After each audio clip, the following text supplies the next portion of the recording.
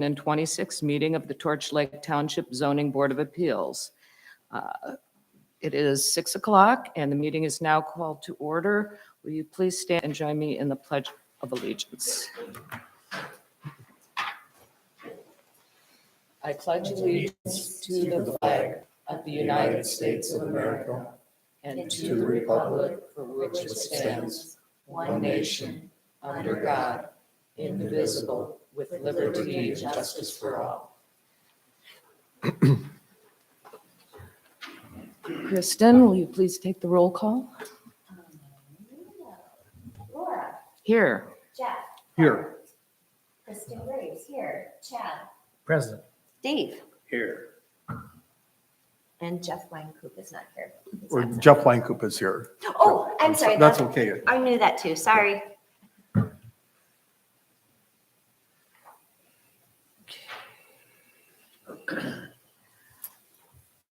Approval of the agenda. Just have a correction. The I should be item H and adjust the following items accordingly. Any other changes? None. Okay, then I'll make the motion to approve the agenda with changes. I second it. All those in favor? Aye. Aye. Opposed? Okay. Approval of the November 19th, 2025 minutes. The only thing I have is that my name's spelled wrong in a couple of places. Any other corrections? I didn't see any. Okay. Can you give us the correct spelling for the recording secretary who's doing the minutes remotely? What the change should be? It's S-E-N, not O-N. It's, I think a couple places it's E-N and a couple of places it's O-N. Thank you.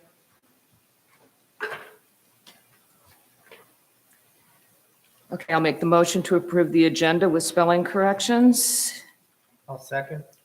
Is that Chad? Yes. And all those in favor? Aye. Opposed? Moving on to conflict of interest. Do any of the board members have a conflict of interest in the case we are hearing tonight? No? Okay.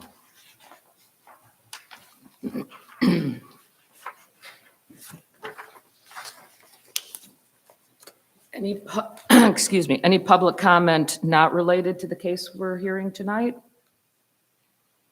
None. Sarah or Kristen, any communications not related to the case we're hearing tonight? I see Sarah put two emails that she received. There weren't any other that I received. Do you want me to read these, or since we have them? How No, do- since you have them and they're related to the case, So so they'll come up at the next public comment Okay, section or communication section. okay. yeah, and I've not received anything additional for the ZBA. Okay. Then we'll move on to the hearing of the case. The case before us tonight will proceed as follows. First, the applicant will present their case. Next, the zoning administrator will present the official record of the case.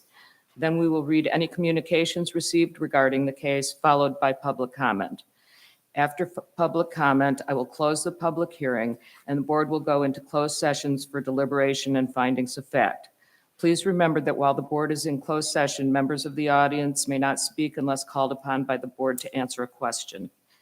After the board completes its deliberation, it will reopen the meeting and the board will render its decision. I would also like to remind everyone that during the conduct of a hearing, all comments shall be directed to the chairperson. So our case tonight is ZBA 2026-01, requested by, can you, Ronnie? Yeah. With an A. Okay. Saloom? Okay. On behalf of Laura Kalinsky Mazel, parcel number 05-14-355-012-30. a residentially zoned R1 parcel located at 567 Yellow Birch Drive, Kuwait, Michigan, for a 50-foot front yard variance to construct a single-family dwelling in the required 50-foot wetland setback. Ronnie, please. Yes, please go up to this speaker. This is being recorded, so it's important that you speak into the mic. Sure. Yes, hello. We are requiring or requesting the variance to be set from 50 foot to 0 for this specific property. And the main reason is the wetlands on the parcel cover the majority of it in the center of it. Do you all have the map? I printed some if you, okay. So you can see that if you take 50 feet from the west going headed east, and then you take 50 feet from the south wetlands heading north, you're left with almost no building envelope. So the variance would allow us to build a single family home on that property.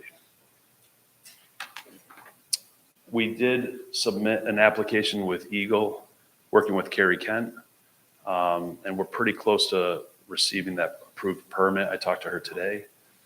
We don't have it in hand yet, but she's putting a notice for public notice for 20 days, I think today or tomorrow. So that's on the docket.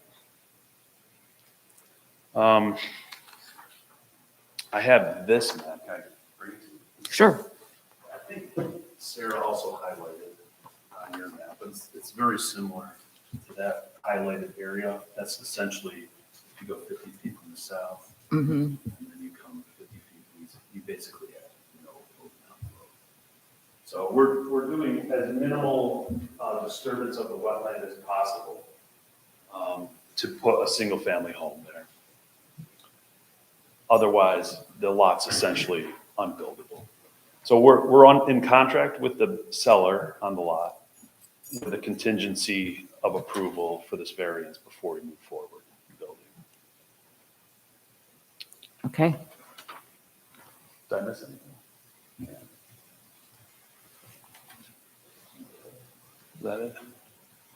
There's also, do you guys have the blueprints? I printed some blueprints if you'd like to see the home. Yeah, I think we received that in our packets. We just had trouble. I finally, after reviewing it under very strong fluorescent lights with 2 pairs of glasses on, saw the little dot and figured out where the wetland was, but it was very Yeah. hard to read in the packets. That's why that issue came up. Yeah. But this is fine. This gives us, something that we can actually see. Sure. I have copies here if you'd like to see some of the blueprints blown up a little bit so you could just see the house. But the survey that you have was much better than my 8.5 by 11. Did you guys want to look at that too? Okay.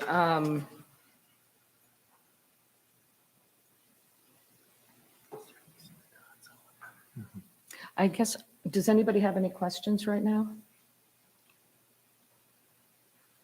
We may need to call you back for some Oh, that's questions. okay, no Let's move forward and let Sarah. Do you want me to address the emails at all or Uh, the concerns? I just received them. I just was looking through it. Let's wait until Okay. we get to that point, and then you're welcome to come back up and address them Okay. during the comment section. All right.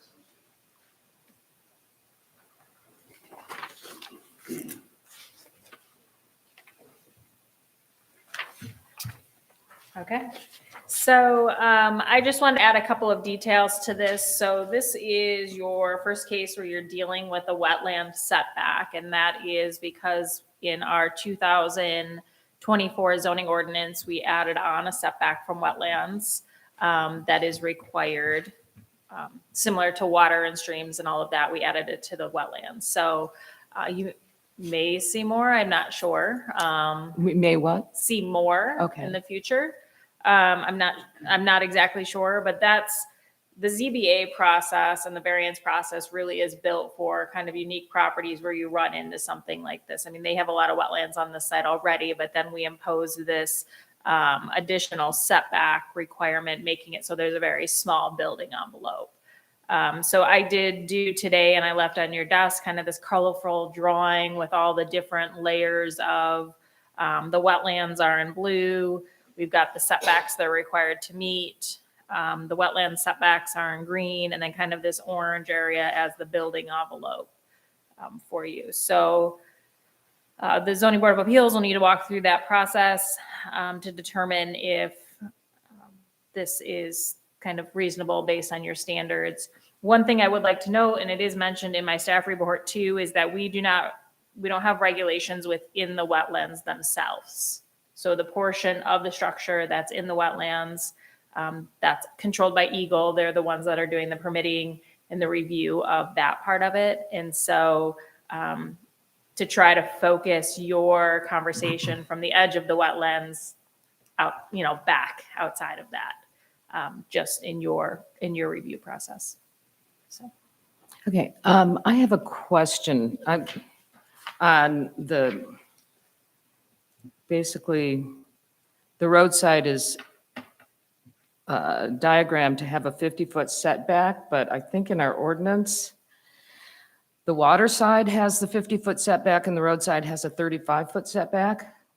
Let me double check that. That was my understanding. I too, didn't is even that think it about it changed. until you just started saying that, and then you might be right.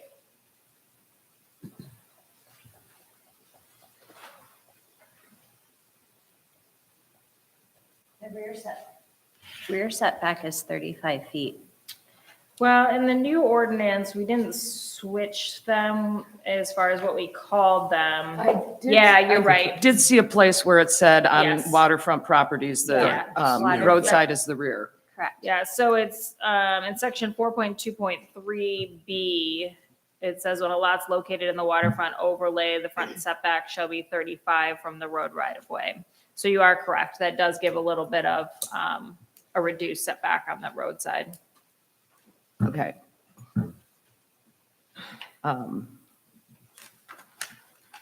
Sir, I had a question. Mhm.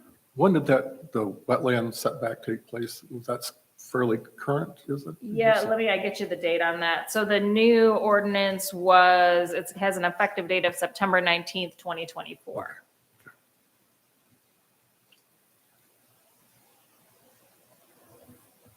And that's why even when you say, isn't the setback reduced on that side? I got to look in the ordinance because it's still new enough that I don't know the parts off the top of my head.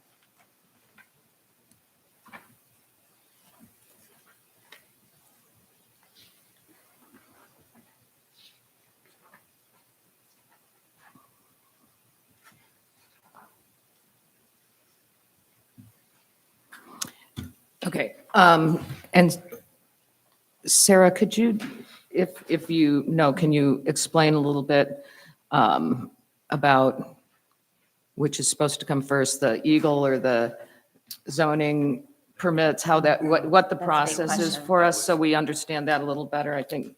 Yeah. So before we do a zoning permit or the land use permit, we would require all of your outside agency permits, including Eagle. So your Eagle permit, soil erosion, health department, all of those permits are required to be submitted prior to our approval of the land use permit. For the Zoning Board of Appeals, they're not required to bring that information in or those approvals to you. At this level, it's great if they are done and we already have them. They have been in talk with Eagle, and I talked to Carrie as well, and she, it's in process type of thing. She did tell me that she has it in a spot that she feels comfortable with, working with the applicant through that. And so it is going out for the public hearing process, which is a part of their review process that they have to go through at the state level prior to issuing their permit for the wetlands component. So then if we issued the variance, they would still have to comply with any Eagle requirements and any mitigation requirements that Eagle might have before we could issue the permit, is that correct? Right, before we would issue the land use permit to actually construct. So, and I asked Carrie, I said, if the ZBA approves this, do you want to know? If they deny it, do you want to know, do I need to be communicating with you about this permit? And she said, not really. Her review process and permitting process is outside of the township. So we work together. Our decision here locally doesn't change or impact her decision for her permit at Eagles level. Okay.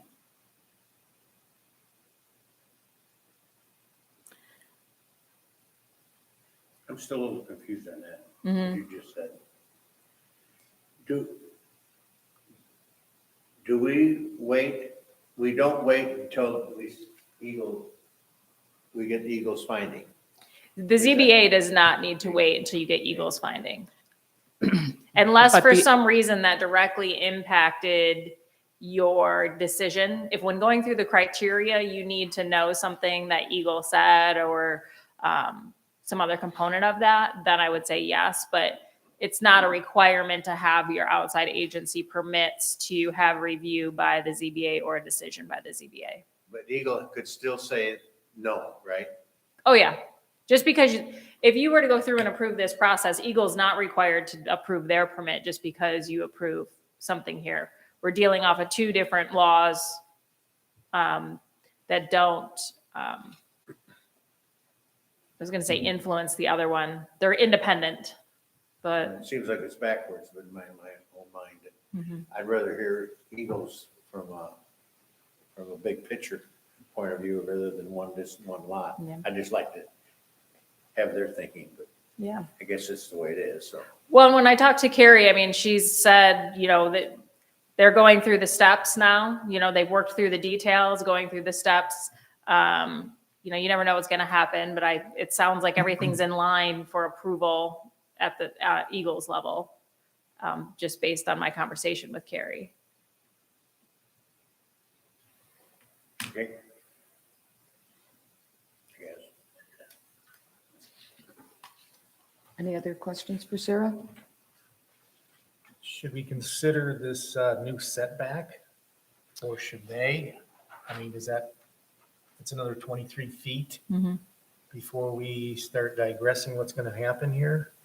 Well, I think that's something you could ask the applicant about, because even here, they have it set back 58 feet from the property line and not right up to that front setback anyways. And so it didn't, or they're not requesting a variance from that front yard setback. And I don't know the reasonings for, pushing it towards the wetlands instead of pushing it towards the road. That would be a good question for the applicant to explain. Because that is, you'll explore alternatives through your process. If it's the side setback or the road setback, are there other opportunities or locations that would work to place this without getting into, needing as much variance from the wetland setback potentially? Well, yeah, so this did come up with Carrie, with Eagle, and there was two reasons why we had to put the house where it was. Either way, the variance wouldn't allow, the 50-foot to any wetland wouldn't allow us to build. So we're still asking for a 0 variance to that ordinance. But the reason the house is pushed so far west is because of a drainage requirement for positive drain on the footings.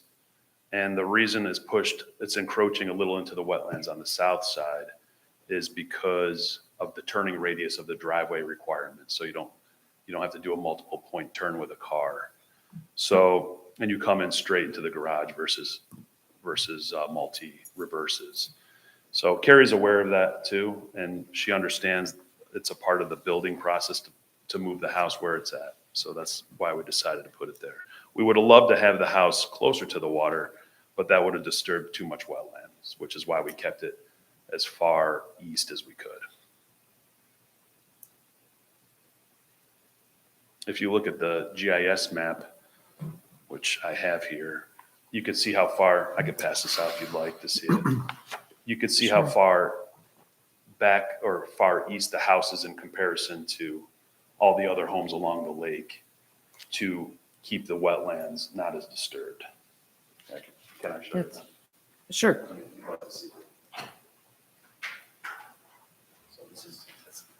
see, and I'm I sorry. think we have that in You our have that in packet. our- Yeah, I just think it might be black and white. No, not as clearly as this. So you guys, Yeah, that's pretty consistent with what we know to be around the waterfront in this area. Mhm. Houses, people don't want to walk that far to the beach. So, Right here. Well, my wife, she likes that boardwalk. No, Thank you, this thank is you. him. this is the, This is okay. his proposed. But if it's only a 35-foot setback, they can move the whole house. Pardon? He's the builder. He's Oh. the builder. He could probably explain it better than I can. Sure. Yeah, so to kind of flesh out what Ronnie was saying there and some of what Sarah was talking about, we're also already in application with John Milan with Northwest Michigan Health there, working through, waiting for the conditions around here to get a little bit better before he can finish his perk test. But kind of there too, we've talked it out and fleshed it out with proposed septic tank locations.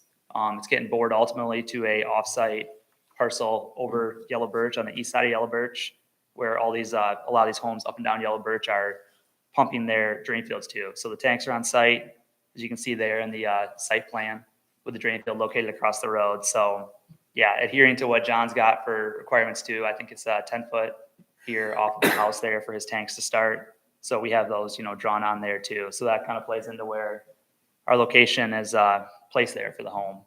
And something else to add to Sarah kind of fleshed out what she heard from Carrie Kent, but yeah, ultimately we had the house, eventually our first conversation with Carrie placed the house more west, that we had many back and forth and Zoom calls with Carrie before we arrived at this location, just trying to satisfy her. And I know we don't have her here tonight to speak on it, but we kind of have the verbal, okay, we've satisfied what she was looking to see.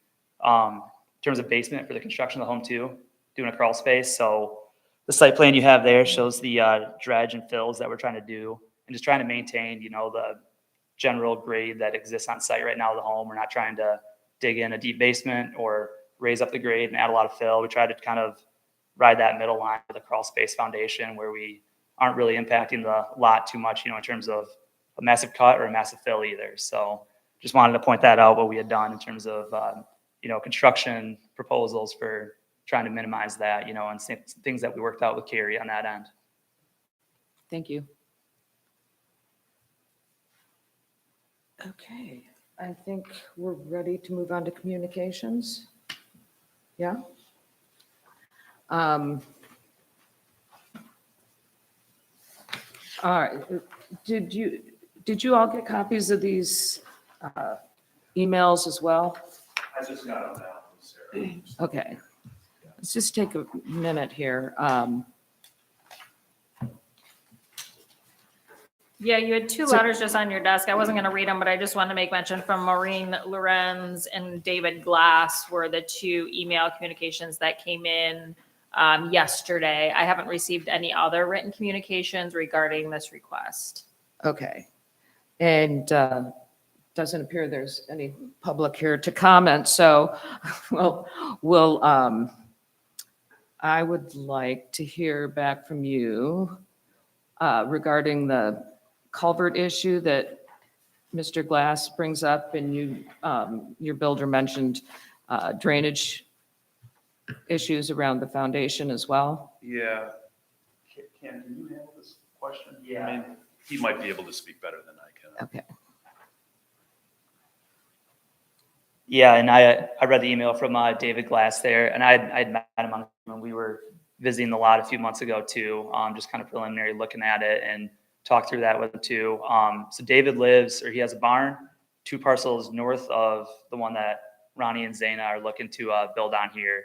And then his house will be 3 parcels north of the same lot that we're looking at here at Okay, 567. that's the house that's currently under construction? The one under construction is one north of 567, directly north of their Okay, and proposed there's lot. 2 lots in between? 2 lots between his barn and then it'd be his house after that. Okay, Barn and house on separate parcels for him. So okay, this culvert that he's referring to though, existed before Ronnie and Zana even came into the picture on this lot. So this is something we addressed with Carrie too.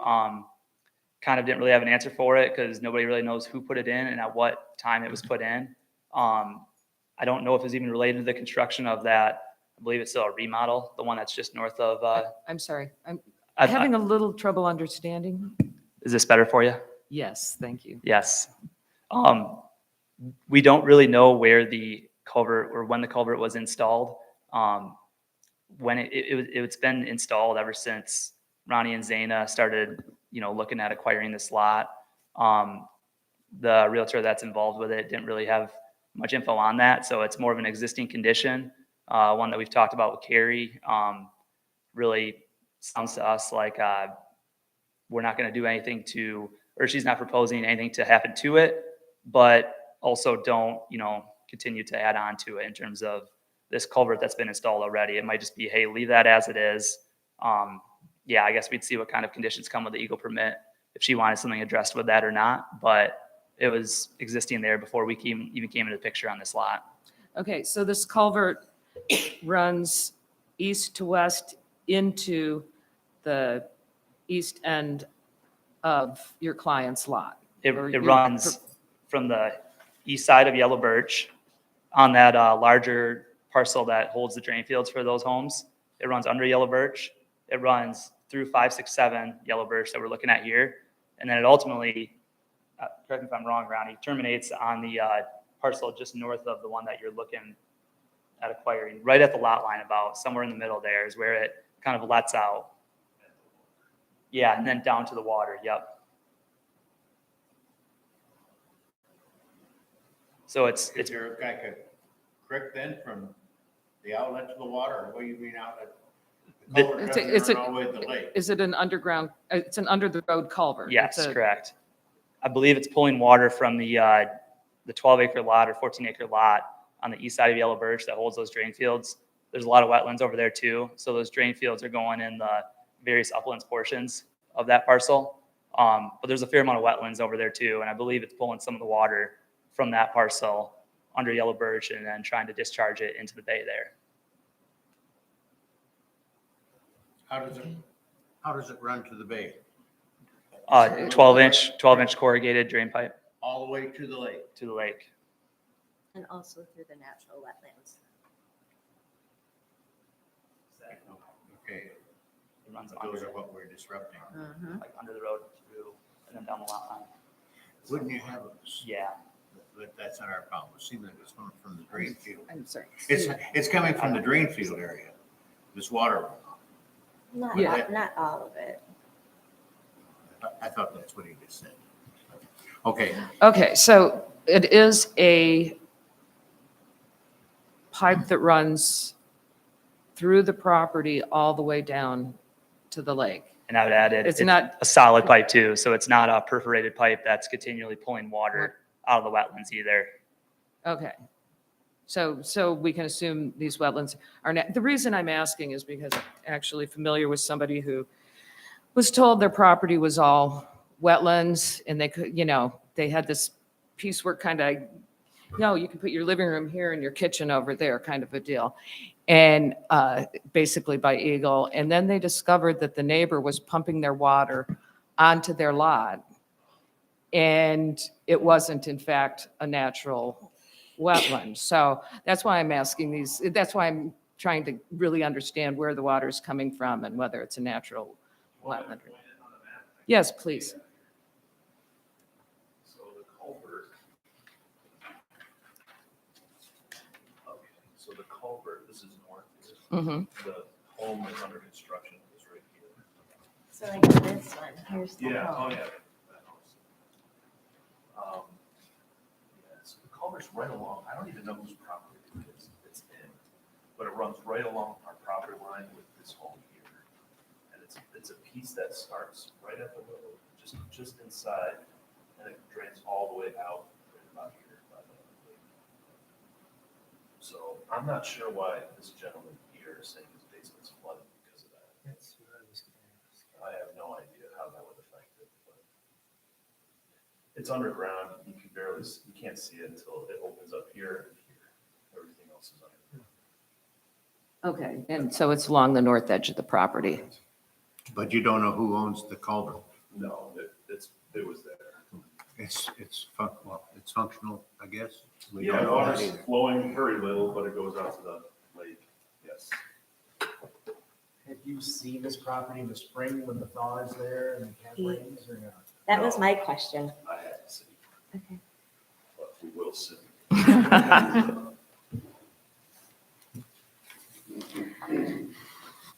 Okay. My guess is the gentleman at the north put the culvert in, who else would do it? I don't know why anyone, unless somebody wants to drain the 12 acres or to help that water move to the lake, that could do that too. That's what I was.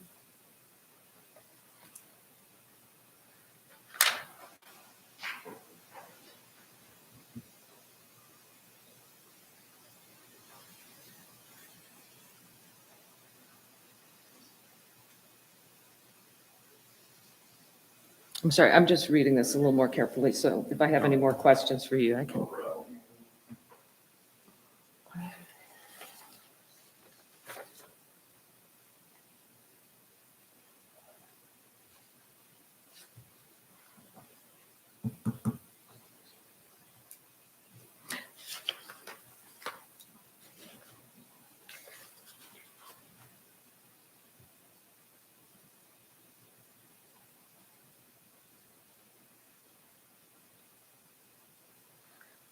Okay.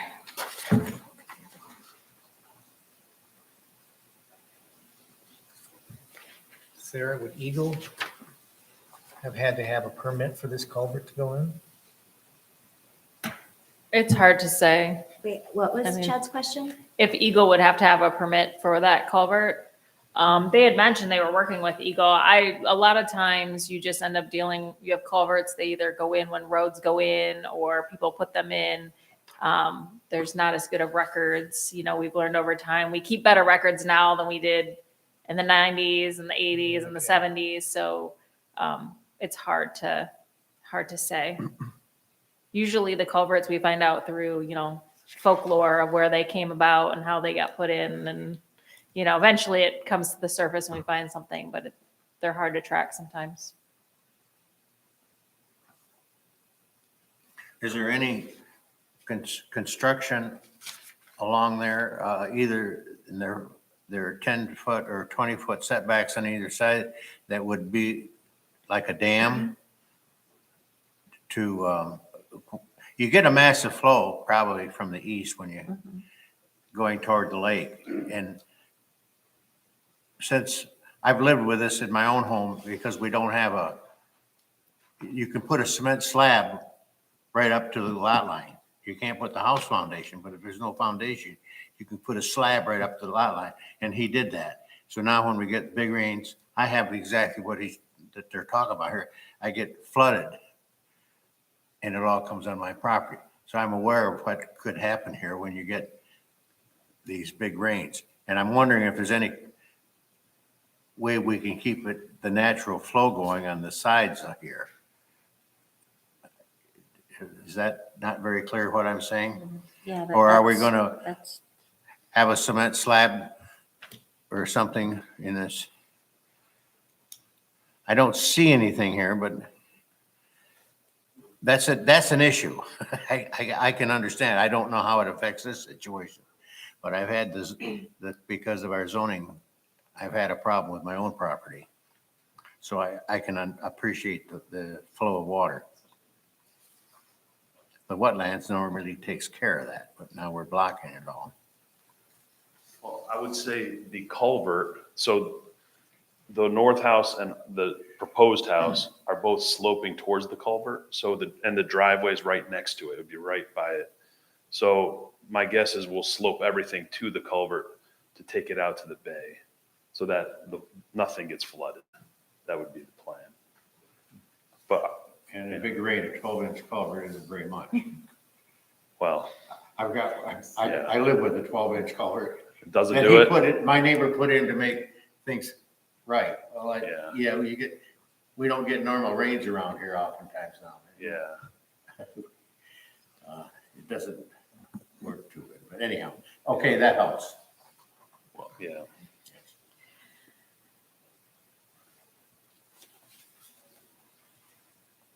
Okay, and I think, looking at this other letter, think that's really an Eagle question, not for us. Is that correct, Sarah? Yeah, it seems like this has to do with the wetlands and Eagle and the Eagle permit, and that is all a part of the Eagle process. And like mentioned, there's a public hearing related to that, so there'll be noticing that goes out. That's all done by the state. I don't know the specifics of it, but public hearing and the opportunity for the public and the township, and we get notice of it too, to provide comments on it for them to take into consideration in their permit process. Okay.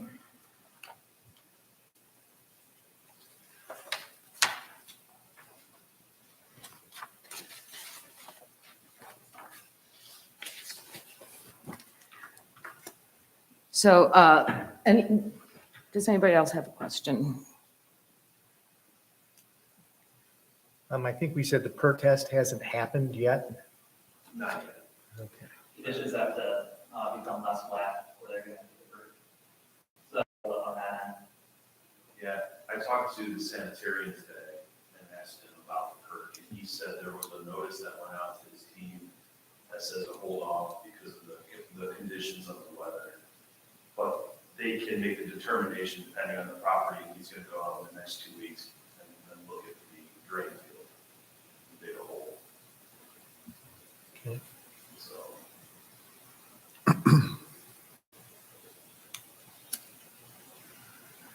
Kristen? You Mm. good? I don't think I don't have questions. I just have a lot of things I want to discuss, but maybe we should do that when Okay, we find our finding of fact. I don't know how Yeah, you want to go all right, about it. let's move into deliberation then. The board will now go into closed session. I would like to remind everyone that that they are not allowed to speak or comment at this time unless asked a direct question from the board. So, I think, under general findings of fact, Do you want me to put those up here? okay. I would include property is zoned R1 and is a vacant lot.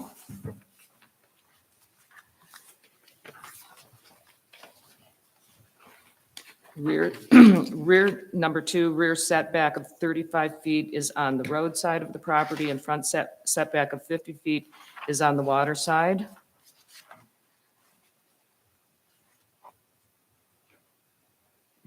And number 3 would be due to Lake Michigan frontage and wetlands, the property is subject to waterfront overlay district regulations. That would be zoning ordinance section 4.2. Can you say that again? Due to Lake Michigan frontage and wetlands, the property is subject to waterfront overlay district regulations, zoning ordinance section 4.2.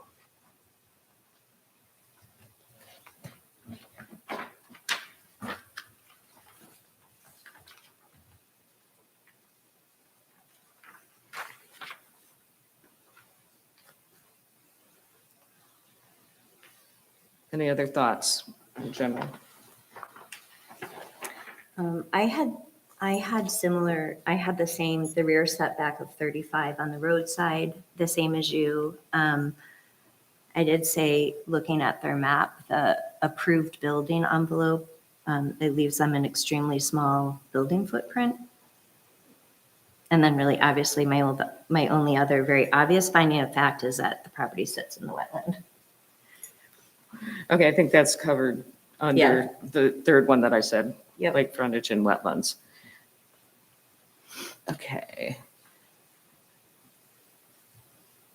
And what was the second one you gave? The first one was it obviously, the property sits in the wetlands. I mean, Okay, it either sits in the wetland or the wetland setback. They're buildable. right, but you. Oh, the first one is, I think it was the second one you mentioned. no, the second one was that. The first one, I said it's an extremely small building footprint. Building envelope. Building envelope, thank you. Do you want to add that to the general? I can, I can find it later in, but That's is that okay? We'll put wherever you wanna it put it. later under, I think, that goes probably under criteria A. Mhm.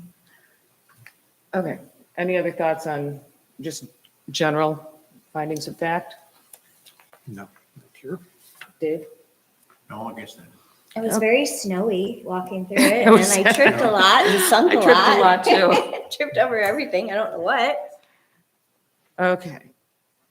All right, then let's move on to the criteria to substantiate a practical difficulty. We have 4 criteria, and I'm going to see if we can push through and make this happen a little faster, because I think some of these are kind of real clear and don't require a lot of discussion. So I'm just going to start by saying, with criteria A, strict compliance with restrictions governing the areas, setback, et cetera, will unreasonably prevent the owner from using the property for a permitted purpose. And, yeah, You're reading it. strict compliance would eliminate all buildable area on the lot, strict compliance to the 50-foot wetland setback. So I don't think there's any question about that. Can we just, are you all in agreement? Yep. I'm good. Okay, so we're going to say that criteria A is met. I'm going to skip B because I think that's the one that we need to discuss, and we'll come back to that. Wait, can we go back to one? Because if it's a 35-foot setback on the road, wait, walk me through this again? Because, So even if it's a 35-foot setback, this whole area is subject to the overlay. So there is no buildable area. Even if you bring this line back here, you still have like a little tiny, maybe 5-foot wide strip of buildable area. Because of the 50 feet going from west to east from the wetlands. Correct? Yeah, because of this area right here, your Yeah. 50-foot setback travels almost to the other side of the lot. which one? 'Cause I'm not Okay, seeing so that. this is all wetland. Right. Okay, so the 50-foot setback would go over to There. there. So even if you move the building this way, you'd still only have, a few more of a few more feet, 15 more feet of a 5-foot wide strip of land, which would still be unbuildable. It wouldn't, first of all, about all you could get in there maybe is a gravesite, but it doesn't fit the minimum 20 by 20 foot, construction, minimum size, Right, and the they would have to 940 build foot. in the wetland setback. Yes. Okay, I'm fine with that. Thank you. Okay, so I believe, are we good I'm still with good. Yep. with criteria A? Okay. I think criteria C is pretty clear as well. The need for the variance is due to unique circumstances peculiar to the property. I think that the extent of the wetlands on this piece of property is unique. We'll find out, like Sarah said, if it's not unique, but then if that's the case, it's an issue. If it becomes like a big issue, then we need to reconsider the zoning ordinance, Right. correct? If the setback is causing a lot of variance requests. Yeah. Right. So, but at this time, it's unique It's unique. to the situation. So any comment, or do you agree with that? You're saying the wetlands are unique to this property? No, the extent of the wetlands are unique to this property. There are wetlands all over the place. We just don't know how many other properties actually. I was looking at Eagle Maps that you can do in Google, and that's all part of probably what the locals call the Bay Swamp. So there are wetlands north and south of it, so that's what I was looking at. It's not unique to that. But if you Okay. want to talk about the buildable is unique to that land, I would agree with that. Yes, But the fact that there's wetlands and, you know, you have a water table underneath it, and it's hard to say wetlands end here when we don't know what's underground and what you're going to see in the springtime too. It's true. true. So I'm saying the wetlands are unique in that it eliminates a reasonable building envelope when the 50-foot I would agree with that. setback is applied, and so therefore, I think that's sufficient information to agree that criteria C is met. That's what I'm saying.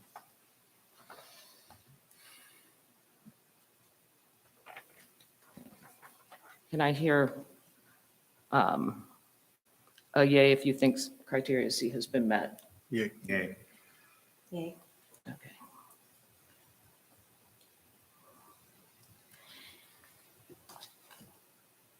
And I think criteria D, the problem was not self-created. There have been no improvements made on the property unless you consider a public put in there years ago by who knows who, but it wasn't self-created, or not even necessarily by the person who owned that property. And the wetlands are a natural pre-existing feature of the property, so I don't think that this is a self-created problem. Wait, are we on D? Yes. Okay, so here's where I have a hard time with that. It says the problem and resulting need for the variance has been created by strict compliance. I know this is nitpicky, but when you say the variance, I feel that they're creating it because of the house plan that they're wanting to build. Okay. We've had this issue on the board before, whether they're asking for a variance, they're not creating the situation. Sarah, do you have a I better just way go of back to- I clarifying feel that? like because it says the variance, I have a hard time with it. When I know that you talked about this with the last or a couple times ago, variance requests, and I don't remember the conversation. I think that and maybe this goes, I don't want to put words in your mouth, but this goes to it, like the ordinance requires at least a 20 by 20 building house. This house is larger than that, right? Or this house is a 3-car garage versus a 2-car garage, those types of items. And I don't remember the ZBA settling and saying that, you know, I don't know what square footage this is, but is there a limit to what's reasonable for construction of it? Or are you feeling that it's a different criteria that this discussion happens under and not that criteria D? This is wanting to build something is not creating the problem. It's something that has already been done to the property. And I know let me see if I've got something in here on that. I think I might. If you'll give me a second.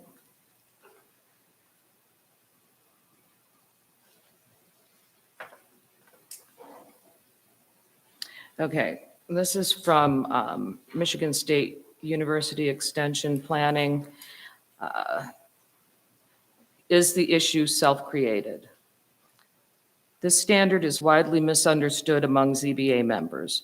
The proper interpretation is to ask whether the applicant took some affirmative action that created the need for the variance, such as making an unusual land division, filling the entire building envelope so that a porch must necessarily extend into the setback area, digging a pond, etc. Being self-created includes actions of the current property owner and actions of all previous owners. So the applicant may not have caused the problem leading to a variance request because a previous owner did so, but it's still considered self-created and would indicate the variance request should be denied. The standard is inappropriate applied if a ZBA member sees the presence of the applicant before the ZBA as a self-created situation. And I think that's because he wants to build on property. He's asking for a variance, but he hasn't created.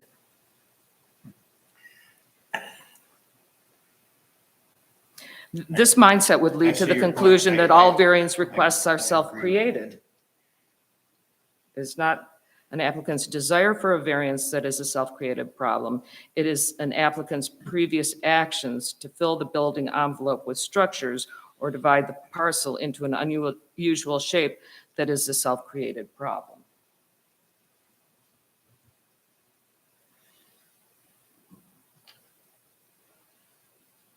So you're saying, according to that, it's something that someone did to the property, not something natural? Right, like if they filled the building envelope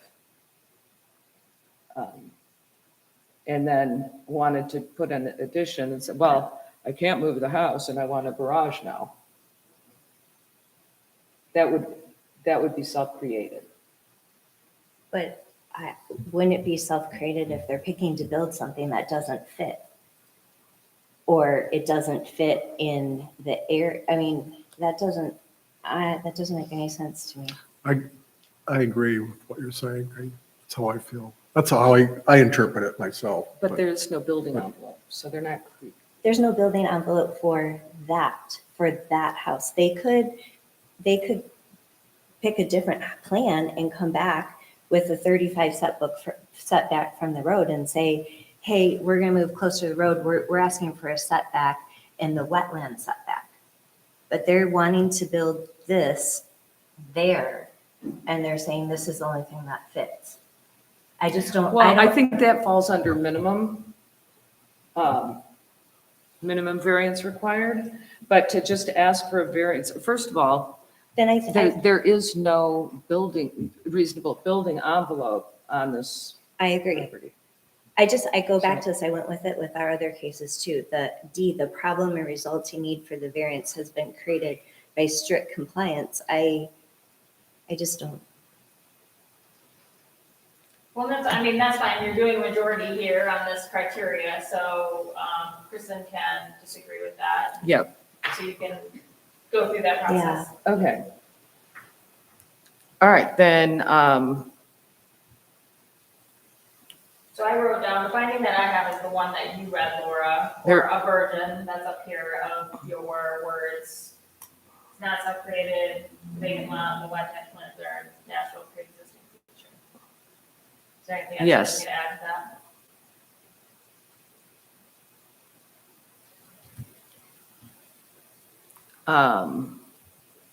no, that's my opinion on it, but maybe somebody else wants to add a finding here. Well, I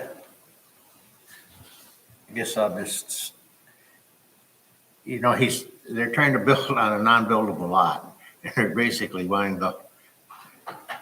because the building envelope basically doesn't exist, it's so minor. So right from the get-go, it's kind of hard to take that whole thing. Even if they took a garage door or only made it a 2-car or 1 garage and pulled it back, it would give you another, from 15, another maybe 20 feet. It would just pull it back, but still, I don't think in the whole realm of things it's going to make that much of a difference in the wetlands.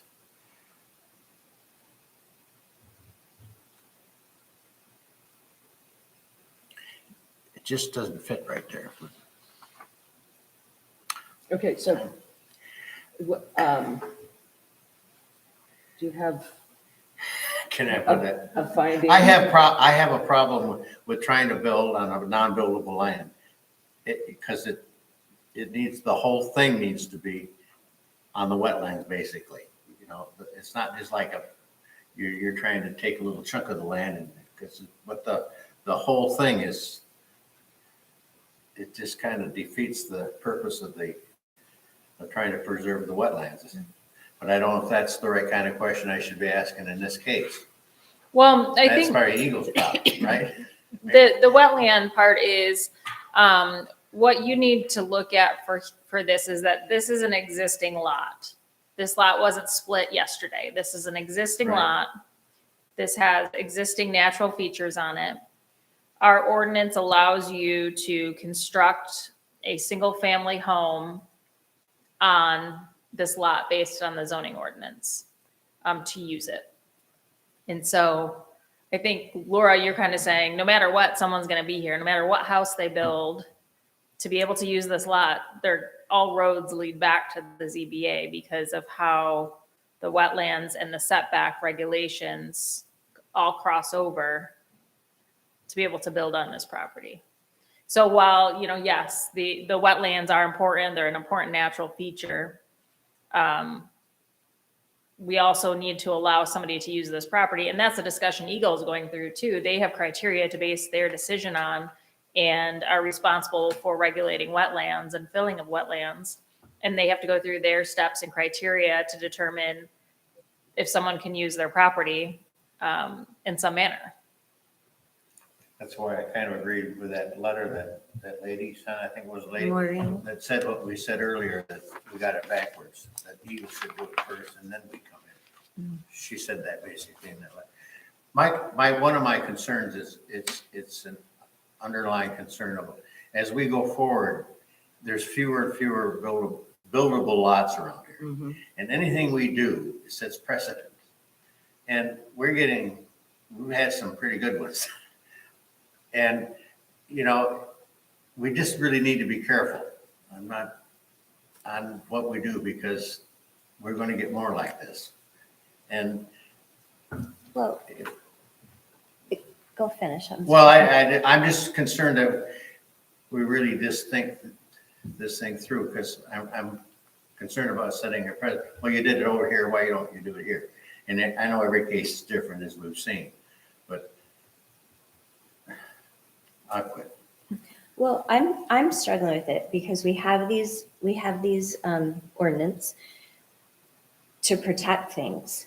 And I get I understand someone wants to build, they need to come, there might be a hardship, but a zero, that's the wetlands that drains. I live on the bay. So it's not just the wetlands that are coming from the east.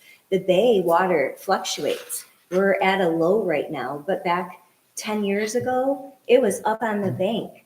I live on a critical dune with springs under me, and the water flows through there. And there's a reason why there's natural wetlands.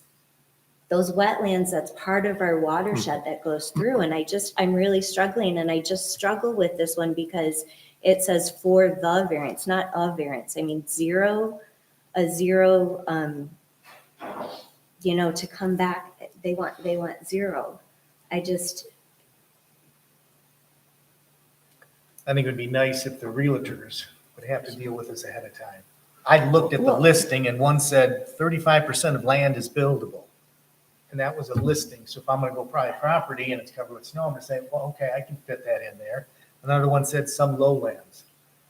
And so and I think they're being a little bit dishonest to me, but my heart, I feel so bad because I've seen this time and time again, and my family's been up here from the 30s. I live just north, not too far from you. Powell Creek is just north. If you haven't seen that, that Patty's Pond goes all the way out to the bay, and these wetlands, they drain. It's, I don't know, I struggle with this, and I look at it and I think, well, gosh, couldn't they, if they're going to proceed forward, couldn't they come back and let's look at something that's in the green and do less of a setback off the road? I don't know. I struggle because in D it says the problem and resulting need for the variance has been created by strict compliance of the zoning ordinance. We have those for a reason.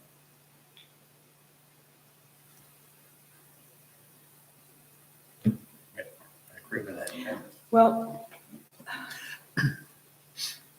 in my mind too, the question really goes to, is this the minimum necessary? And that's why I saved that for the last, because I didn't think this would be as difficult a question. Uh, um,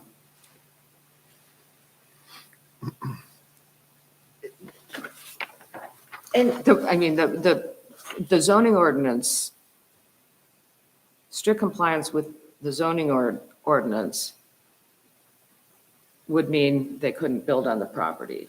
To me, that would be like a taking. I mean, all of a sudden you have a piece of land, somebody's bought, somebody's, you're waiting on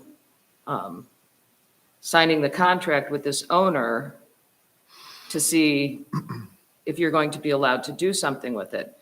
But if you're not, then it's basically renders the property worthless, and the prior owner, then to me, it's like a taking. And I don't think that, I think that's why we have the ability to give the variances, because we don't want to render somebody's property worthless.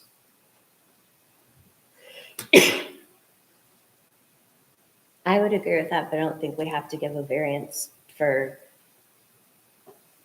I don't know how to word what I want to say right now, so I'm gonna pause. Does anyone else have a comment or questions? It or- kind of looks to me too, it's kind of like Eagle at this point in time. If they're saying, okay, there's enough wetlands there, the drainage is probably okay, we're gonna give them 0 and they can build there and whatever happens, happens. So you're saying it's our precedent, but we could kind of always say, well, Eagle said it was all right. They're the environmental people, they're looking at the ground, they're looking at the groundwater and the watershed and everything I taught for 30 years. I get that, but it's gonna come down to them.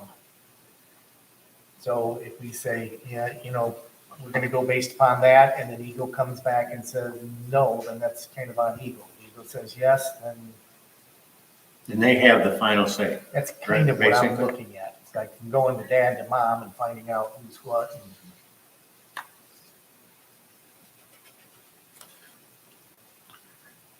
I'm along with Chad on the real, because I noticed there's a real estate sign out there, and I don't know how long the owner has had this property. So I'm not sure how long the owner has had this property, but as far as having a perk test done on it, maybe, prior to purchasing the property, or having it done instead of now, because we don't even know if it's going to perk. You're talking about the perk test is for the drain field across the road, correct? That's for the drain field across the road, okay. But as far as even inquiring about the wetland issue upon purchasing the property, I agree with Chad that should be, I feel like the realtor should have some responsibility there. They sure should.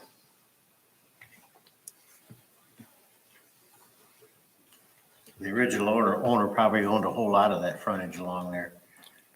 And he sold off the lots that obviously were the good ones, and this is what's left over. Okay. So I don't know if it makes Sarah, sense. do we, Go ahead. do we have the ability to wait for, first of all, let me see how many people want to wait for, who wants to wait for Eagle? Jeff? Yes. Chad? I would like to wait for Eagle as well. Kristen? I would like to wait for Eagle. yes, Okay, do we have the ability to postpone? Yeah, I mean, if it impacts your decision, We could keep going through the rest of the finding the things. It's up to you. Okay. Then, Is that part of does the it, decision? does it impact your decision? Would it impact your decision? well, it probably would. I wouldn't agree with it. I would, if Eagle okayed it, I would probably have to go along with it. I would not like to do that, but I probably would. Is that a wishy-washy answer for you? No, actually, But- that's a pretty straightforward answer. Yeah. Okay.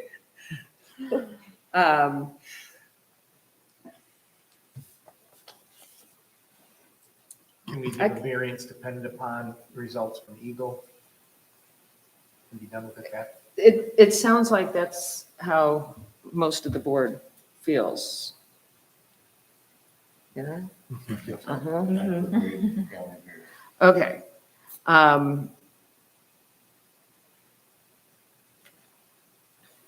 In that case, I would like to propose to the applicant that we suspend the hearing and come back after You you could table have it.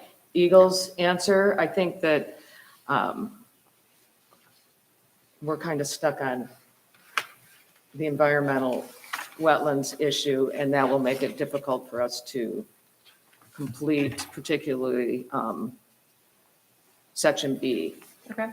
So, Is there anything additional that any other concerns before just going right to Eagle? Was there anything else that somebody had concerns that maybe they could provide documents if they need to for the next meeting outside of Eagle right now? I think everybody said, but I always like to throw that out before.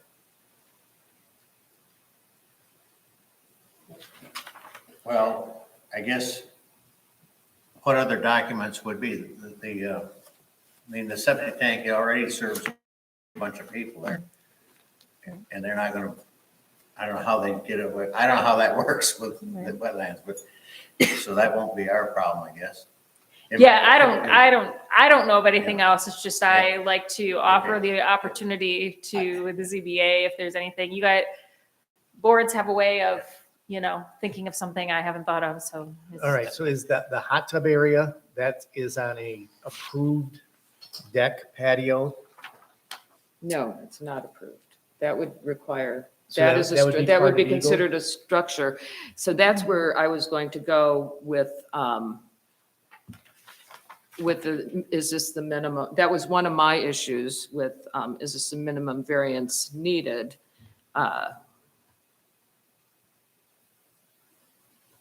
Well, maybe it would make sense to talk a little bit through B, Okay. because if if you have some concerns with some items on the site plan, if you're going to wait for the Eagle permit, that still gives the applicant opportunity to take your comments into consideration. Okay. All right, then let's discuss B. The variance requested is the minimum variance needed to provide substantial relief to the applicant and be fair to other property owners and be consistent with the spirit of the ordinance.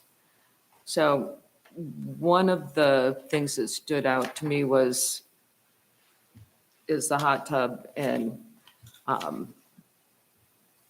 spa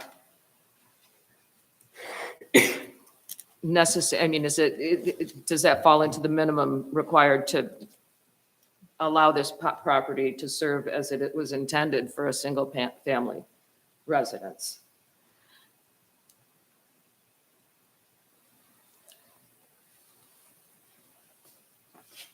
And one of my other questions here was, can the variance, and maybe this one's for you, Sarah. So if a zero wetland setback variance is given, to me, that would mean, well, there's some land in between the shoreline and the wetlands. Does that mean they could come in later and build, a beach hut or a single family, or I'm sorry, a auxiliary dwelling or something else? So I was wondering if it could be limited to, a section of the property, so many feet into the property, so that it doesn't apply to, say, any of this land or. Right. Yeah, and you have this site plan, and so that's what you're basing your decision on. And so if there was an additional structure proposed, they'd have to come back through the process. So say a detached garage, right? In the future, somebody comes along and wants to do it.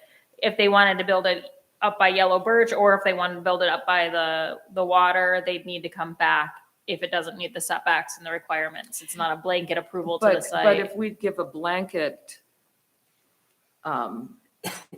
zero water overlay setback, then that runs with the property. Right, You but- can't change it after the fact that you give it. But it would be for the single family dwelling that's on the site plan and the hot tub and sauna that's on the site plan. If you go through and demo this in 40 years, well, 100 years, when you demo the house and rebuild a new house, you'd end up having to come back because you're still, still in violation of those setbacks. So you can't. Oh, I thought reconstruct once them. you gave a variance, that ran with the land and that variance It stays with it, so. It does for as long as that structure exists. And it's that specific structure. And so if they wanted to fill in, for instance, there's this uncovered patio and deck kind of in the middle. Mhm. If they wanted to make that covered or enclose it and make a sunroom or make that a portion of the house and totally condition that space, they'd have to come in and get approval to change that to a conditioned indoor space. Even though that base structure exists there as a deck, if you approved it.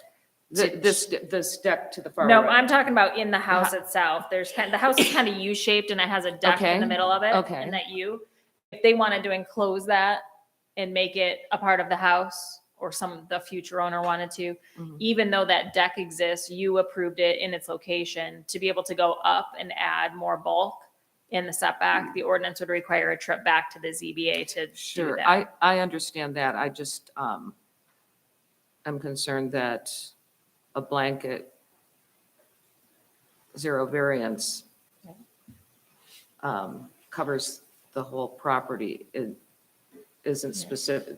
They wouldn't have, it runs with the property. They wouldn't have to come back and get another wetlands or water overlay variance to do anything else on this property. I disagree. I think they do. Because it doesn't, even if you give a variance for a house to be in a side setback, that doesn't give somebody the ability to build any other structure in that setback in the future. They couldn't put their garage there or build a shed in the setback with that same line. Forever. You don't automatically waive the 10-foot side yard setback for every structure for forever when you give that permission. So it's similar to that even though you're doing the zero, it's for this specific development as it is proposed and laid out. So if they wanted to do something else on the property at a later date, they would have to come back. Right. Or Right. not And if, necessarily us, but. right. And if you had concerns about it, you could, in making your motion, say for the single family dwelling as proposed, on this plan type of thing, so that it is very narrowly tailored for this home. Okay.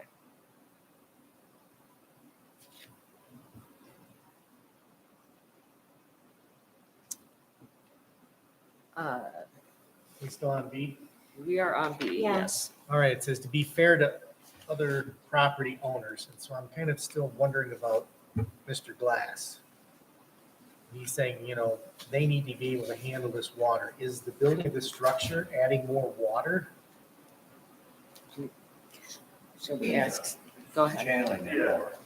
No, we're gonna handle, all the water runoff is gonna be handled through the soil erosion permit. And we're gonna follow whatever that permit requires from us, but it's gonna be dumped into the wetlands. So like gutters and runoff like that. And just a couple other comments. The house is not entirely in the wetlands. It's actually and mostly in the uplands. So we're not disturbing the whole. It's, I don't know, do you know how many feet it's into the wetlands? House itself, it's a very line, then from 2 to 7 feet. So 2 to 7 feet is encroaching the wetlands. The majority, I know it's hard to see on the survey, but the house is majority in the uplands, as well as we put a spa and hot tub. We just threw it in there. I don't know why. I don't even know if we're going to do that, but that's also in the uplands. It's not.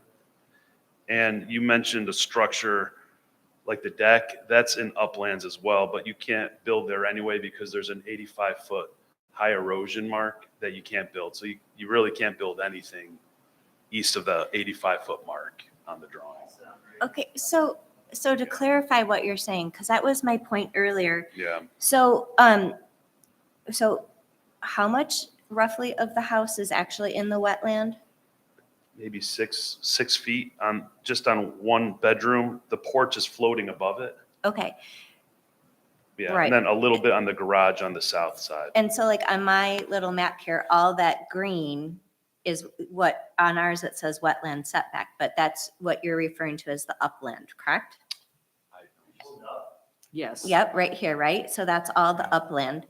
And then you have it marked as a 50-foot setback, but we said it's really a 35-foot setback, correct? From the road, you only have to be 35 feet. You don't have to be 50 feet. But so all of this is upland. So majority of the house. Yeah, the line is this. It's not, so what is the orange area then? That's so if they, Under our ordinance, that's all that's left of the property. Well, yeah, and it would be a tad bigger because it's 35 feet instead of Right. 50, but for talking point. Okay, that's helpful. Thank you. Yeah.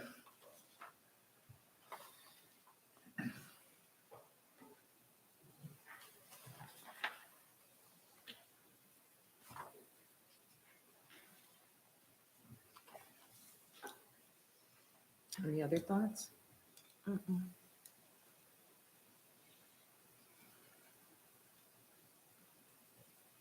Chad, do you feel you got your question answered about Yes, Mr. Glass's letter? we're good.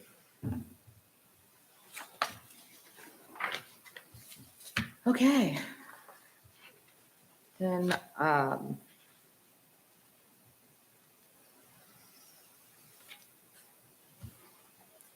if the, I guess, let's open the hearing, or go out of closed session, open the hearing. It is 7:17. And at this point, I would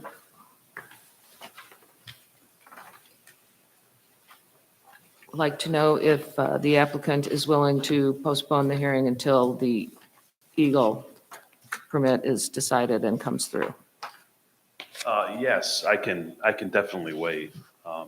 So this is dependent on if Eagle approves it, this will be approved. That's not necessarily so, but we have a number of people on the board that would feel more comfortable approving it if they see what Eagle approves, want to see what they approve. Sure. Yeah, we can talk to Carrie Kent. Pardon? We can speak with Carrie Kent. I mean, I think we're going to have to wait the 20-day public hearing notice. Okay. So should we table this until the next meeting, or can Has the public hearing notice gone out yet? I think she said she's sending out today or this week. So, and after the public hearing, how long till Eagle typically makes their decision?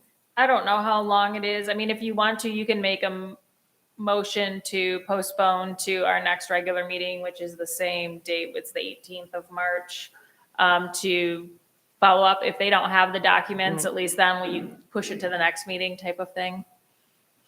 Does that sound reasonable? Sure. Okay. So I will.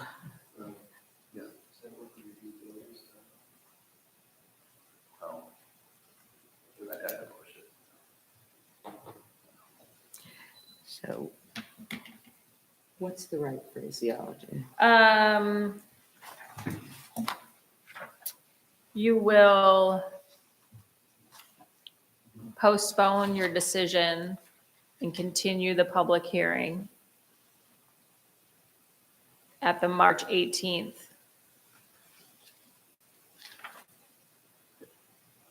Zoning Board of Appeals meeting at 6 PM.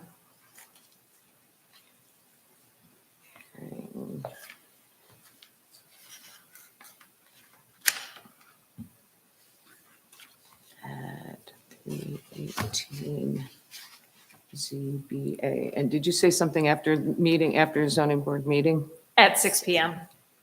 The time's important. Okay.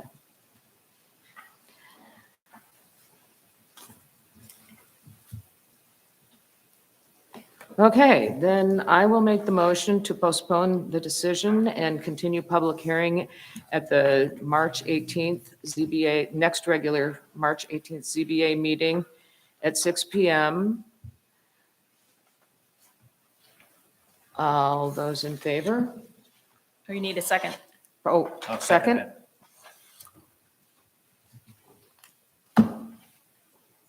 Okay. All those in favor? Yes. Aye. Right? All right. Aye. So, motion carries 5-0. Can I address the audience? Sure. Okay, I just thank you very much for coming. I appreciate your time. These decisions take a lot of thought, and we follow our ordinances to a T. It's not always our personal opinion or what we want. It's our interpretation. It's what, these are here to guide us. And so I just want to thank you, and we look forward to having you be members of our community. And I hope you don't take things personally. It's a process that we have to go through. And I think all of us up here feel that we're, in a small way, we're stewards of our land and our township up here. So for the good for everybody. Good job, Chris. Thank you. Okay.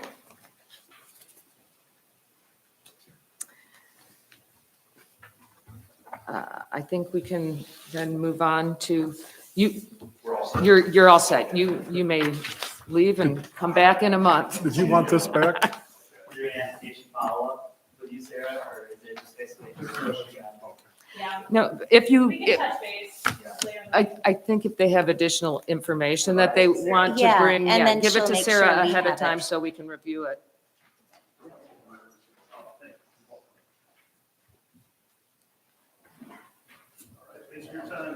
Thank you. Okay, so we can move on to a summary of action items, report from the planning commission. The planning commission met last week. They started back up the master plan process. Oh, and there was an application for a site plan review for the old Peterson's Restaurant, looking to make that a restaurant, a 3-bedroom hotel, and then some live-work units out there too. So the planning commission requested some additional information. That should be back for their March meeting. Sarah, I wanted to ask, is that, so that would be like a special use, right? It's actually in the commercial district, it's just a site plan review, so there's no public hearing.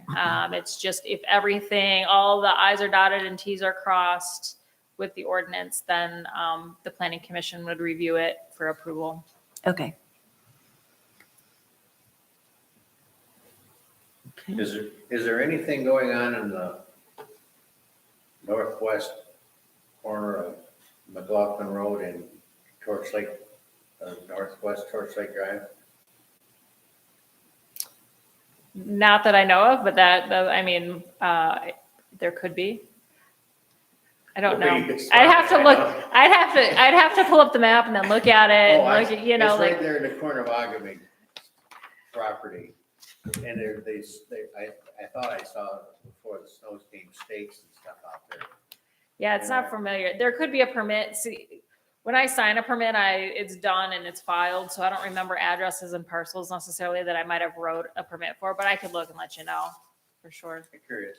Yeah, We thought you had it all I know.